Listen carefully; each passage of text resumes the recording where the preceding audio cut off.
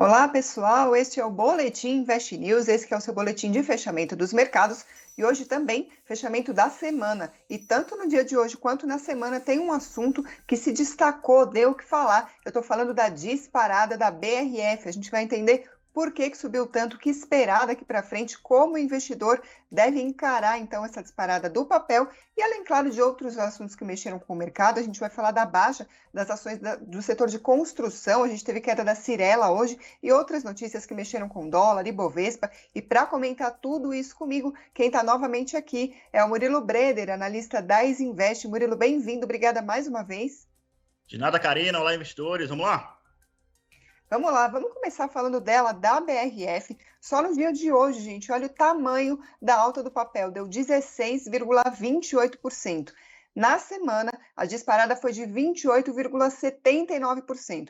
Como eu comentei, tem bastante notícia relacionada à BRF. A gente comentou, inclusive, alguns dias no Boletim Invest News sobre aquela notícia da Argentina, que suspendeu as exportações de carne para tentar segurar a inflação por lá, e aí mexeu com diversas empresas do setor. BRF não foi diferente, mas tem também outra notícia, essa de hoje, e a gente viu que movimentou bastante o mercado. A notícia é a seguinte: segundo veículos de imprensa, a Marfrig teria comprado ações da companhia. Isso foi noticiado pelo Brasil Journal e pela agência de notícias Reuters, mas não foi confirmado oficialmente pela BRF. A BRF, inclusive, afirmou que não recebeu qualquer informação sobre compras de ações da companhia pela Marfrig. Agora, Murilo, o que explica então essa disparada entre histórias oficiais e não oficiais? O que o investidor deve prestar atenção? Porque o movimento foi bem grande, né?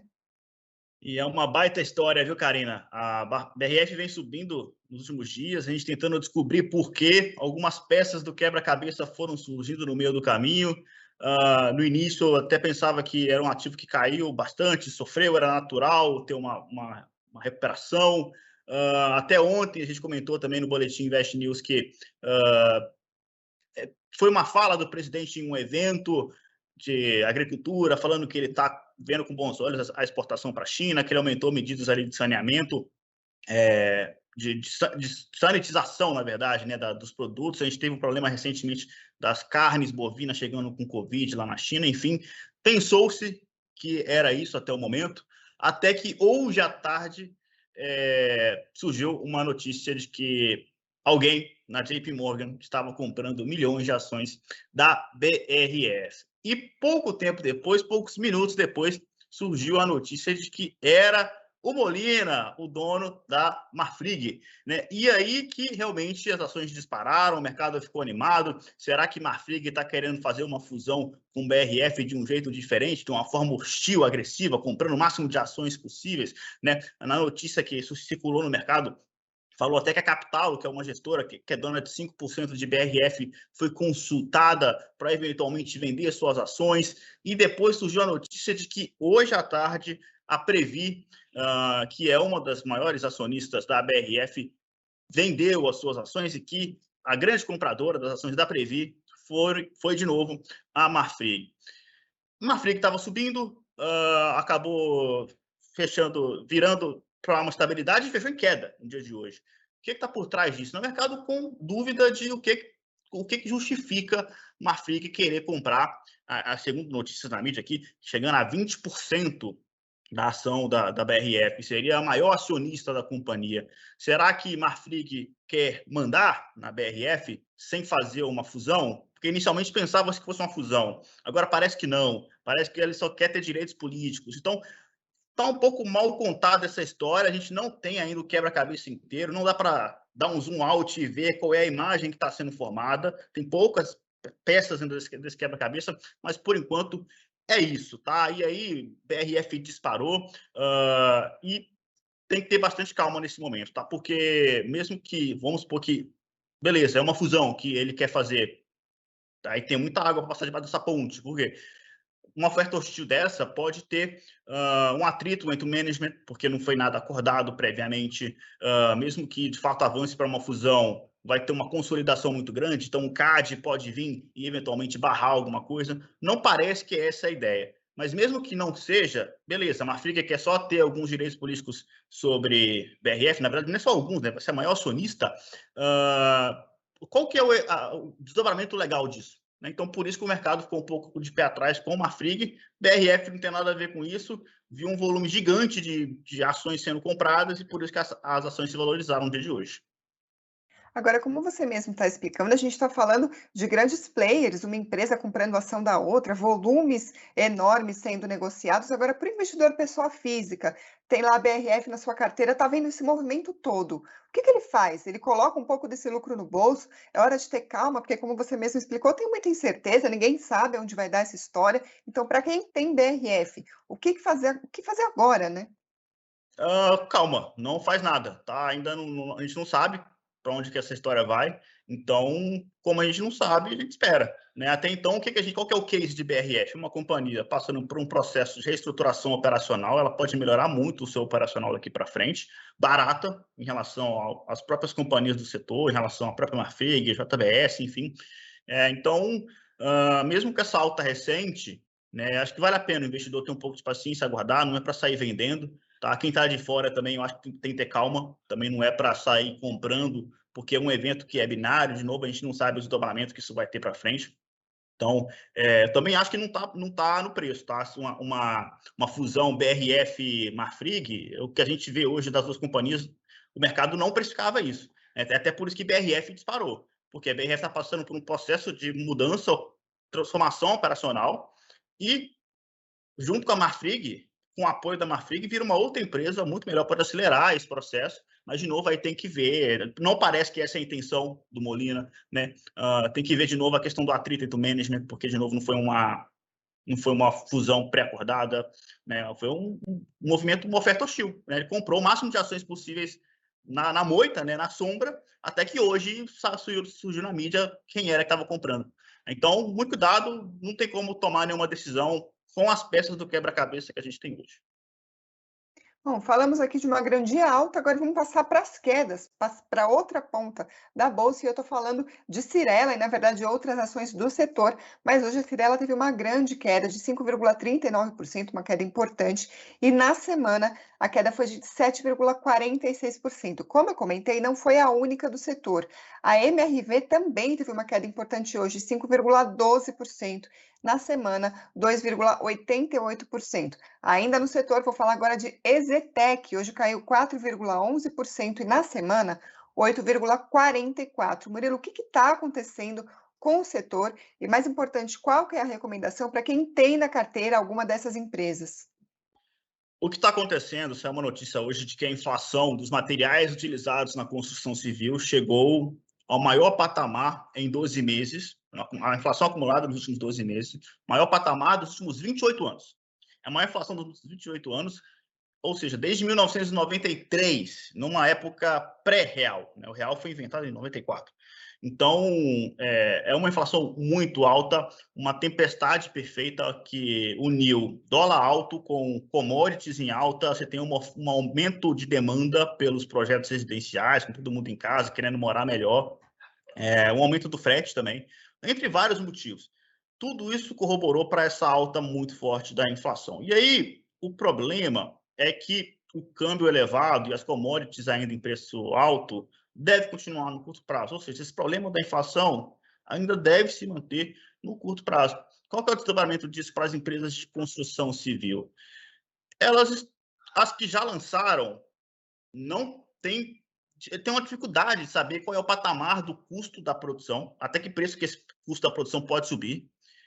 E as que não lançaram estão postergando os lançamentos, porque não sei quanto que vai custar a obra, já que a inflação dos materiais estão subindo, né, eu prefiro esperar um pouco e lançar depois. Então, uma empresa de construção civil que deixa de lançar é menos dinheiro, é menos receita para a companhia. Então, esse é o cenário ruim, tá? Na próxima semana aí deve ter divulgação dos lançamentos residenciais, a queda esperada é de mais de um dígito, tá? Deve ter uma queda de 2 dígitos nos lançamentos. Então, esse é o tamanho do impacto.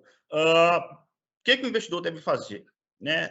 No curto prazo, eu acho que a pressão é negativa nas empresas de construção civil. A gente já tinha a questão da Selic, né, subindo, não só a Selic, mas a parte longa da curva de juros também alta, e agora tem o problema da inflação. Tá? Tem boas empresas no setor de construção civil, Cyrela é uma delas, paga altos dividendos, e aí o investidor tem que ter cabeça de longo prazo, tá? De médio e longo prazo, os dividendos vão continuar vindo, enfim, mas o timing do preço da ação é ruim. Então, o que o investidor tem que ponderar se a minha visão é de longo prazo, então vale a pena acender um sinal amarelo, tá? Essa notícia não é bom, não. A inflação máxima em 28 anos, mas ainda não é vermelho, é um sinal amarelo. A gente precisa analisar um pouco com mais calma, com mais profundidade. Agora, aquele investidor que se preocupa mais mesmo com o curto prazo, que quer que a carteira renda bem na semana, no mês, enfim, então esse investidor pode ter um pouco mais de problema, tá? Porque eu acho que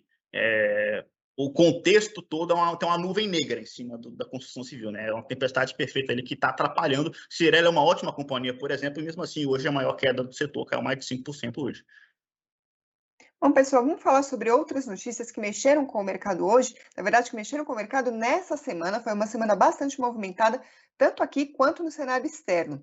Falando primeiro dos nossos problemas aqui, a gente está no meio de um movimento aí de incerteza política, o mercado de olho na CPI da Covid e como isso pode atrasar ainda mais o andamento das reformas econômicas no Congresso. A CPI da Covid nessa semana teve depoimento dos ex-ministros Ernesto Araújo, das Relações Exteriores, e Eduardo Pazuello, da Saúde. Eles falaram sobre compra de vacinas pelo governo, se o governo teria ignorado ou não ofertas da Pfizer de vacinas para o Brasil. Além disso, foi falado também sobre o uso de tratamentos e remédios sem eficácia comprovada contra a Covid-19 e também ao socorro no estado do Amazonas, que sofreu ali aquela tragédia de mortes de pessoas por falta de oxigênio.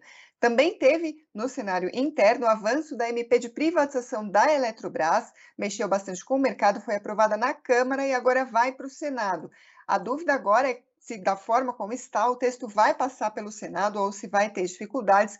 Também tem a dúvida se a CPI da Covid pode atrapalhar esse processo, então mais um para conta aí do radar interno do mercado. E aí lá fora, foco total no Federal Reserve, o Fed, Banco Central dos Estados Unidos, o mercado ainda em busca de pistas sobre para onde vai a taxa de juros nos Estados Unidos. E aí, nessa semana, a grande surpresa foram dados de inflação dos Estados Unidos e também a divulgação da ata da última reunião do Fed. Isso acabou esquentando ainda mais as expectativas em relação aos juros. Murilo, como que isso mexeu no mercado? O que a gente pode esperar em relação ao que deve decidir o Fed daqui para frente? A inflação norte-americana também surpreendeu no início da semana, as bolsas desabaram por lá, acabaram impactando a gente aqui também. E aí surgiu a ata do FONC, né? O FONC é o Copom lá dos Estados Unidos. Então, essa ata do FONC teve uma mudança no tom, né? Ele praticamente tem que ler nas entrelinhas ali o que ele fala, mas basicamente ele abriu a possibilidade de rever esse programa de estímulos monetários. E aí, a grande questão que o investidor tem que ficar de olho é se a inflação continuar subindo muito lá nos Estados Unidos, o Fed tiver que subir os juros mais rápido do que ele imaginava, isso pode ter desdobramentos negativos para a gente aqui no Brasil, tá? Isso vai dar um pano para a manga que, inclusive, rendeu uma lista de ação no domingo agora. Eu explico no detalhe, né, a possibilidade dessa inflação norte-americana e como que isso impacta nós brasileiros e como que a gente pode se defender através de alguns investimentos, como ouro, enfim, não vou dar tanto spoiler não, fica de olho aí, domingo, 9 horas da manhã, o que a inflação americana tem a ver com a gente? Não, sem spoiler, Murilo, mas pessoal, vocês podem esperar aí os passos, os degraus que o Murilo indica, então, para o investidor se proteger desse cenário relacionado à inflação e juros nos Estados Unidos. O programa está muito legal, acho que vocês vão gostar. Bom, nesse cenário todo que a gente estava descrevendo, a gente teve então o dólar fechando em alta hoje de 1,44% a R$ 5,35. Isso foi hoje, mas na semana inteira a alta foi de 1,56%. Já o Ibovespa, que é o principal indicador da Bolsa de Valores, hoje fechou quase estável, caiu 0,09% aos 122.592 pontos, mas na semana fechou em alta de 0,58%. Falando agora, então, das ações que compõem o Ibovespa no dia de hoje, como a gente comentou, quem liderou as perdas foi a Cyrela, que caiu 5,39%, seguida de Marfrig, que a gente também comentou, caiu 5,2%, e MRV, 5,12%.